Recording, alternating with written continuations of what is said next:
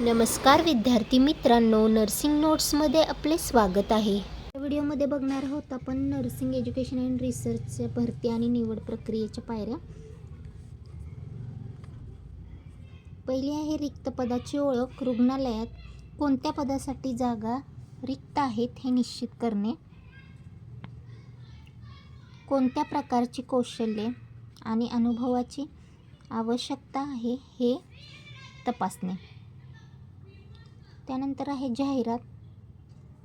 रिक्त पदाची माहिती वर्तमानपत्र, वेबसाईट किंवा इतर माध्यमाद्वारे प्रसारित करणे. जाहिरातीतील पदांचे नाव, जबाबदाऱ्या, आवश्यक पात्रता, अर्ज करण्याची अंतिम तारीख आणि इतर आवश्यक माहितींचा समावेश असावा. तिसरा पॉईंट आहे अर्ज स्वीकारणे. इच्छुक उमेदवाराकडून अर्ज स्वीकारणे. ऑनलाईन किंवा ऑफलाईन अर्ज स्वीकारण्याची व्यवस्था करणे. चौथा पॉईंट आहे अर्ज छाननी. प्राप्त अर्जाची छाननी करणे. आवश्यक पात्रता पूर्ण करणाऱ्या उमेदवाराची निवड करणे. त्यानंतर आहे पाचवं पॉईंट मुलाखत. मुलाखतीमध्ये निवडलेल्या उमेदवारांना मुलाखतीसाठी बोलवणे. मुलाखतीतील उमेदवाराच्या ज्ञानाची, कौशल्याची आणि अनुभवाची परीक्षा घेणे.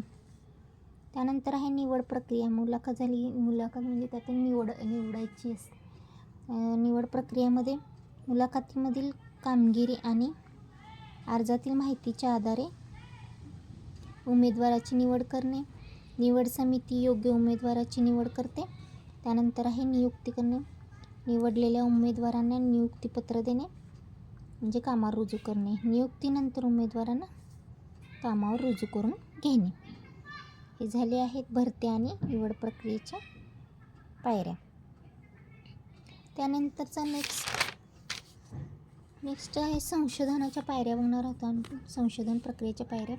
तर संशोधन म्हणजे अस्तित्वात असणारी माहिती विविध स्रोतांद्वारे मिळवली जाते व त्याचे एकत्रीकरण करून काळजीपूर्वक परीक्षण केले जाते.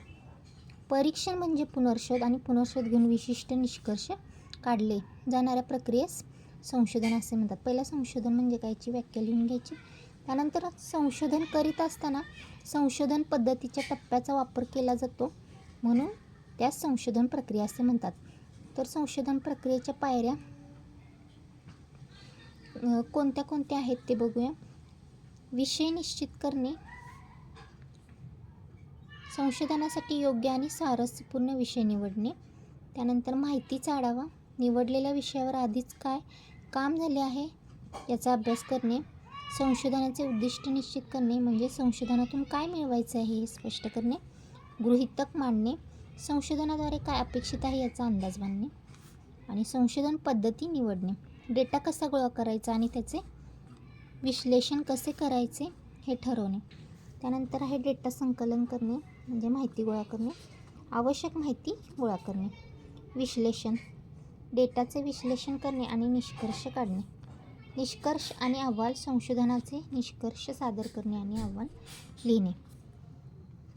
हे झाले आहेत संशोधन प्रक्रियेच्या पायऱ्या. तर मी मेन मुद्दे लिहिलेले आहेत आणि थोडंसं स्पष्टीकरण लिहिले आहे. आणखी तुम्ही पुस्तक वाचून इकडून तिकडून माहिती गोळा करून ह्याचं स्पष्टीकरण लिहू शकताय तुमच्या शब्दांमध्ये. तुम्हाला एकदा का ह्याचा अर्थ कळला की आपल्या शब्दामध्ये आपण स्पष्टीकरण लिहू शकतो आणि प्रश्न कंप्लीट करू शकतो. तर त्यासाठी पहिला आपण संशोधन म्हणजे काय त्याची व्याख्या लिहून घेतली आणि संशोधन प्रक्रिया म्हणजे काय त्याची पण व्याख्या आपण एकत्रितपणे लिहिली आणि संशोधनाच्या पायऱ्या आपण लिहून घेतल्या. तर पुढील प्रश्न पुढच्या व्हिडिओमध्ये मी सोप्यात सोपं तुम्हाला नोट्स मिळावे यासाठी पॉईंटनुसार घेऊन येणार आहे. त्यापूर्वी माझ्या चॅनलला लाईक, शेअर, सबस्क्राईब, कमेंट करायला विसरू नका. थँक्यू.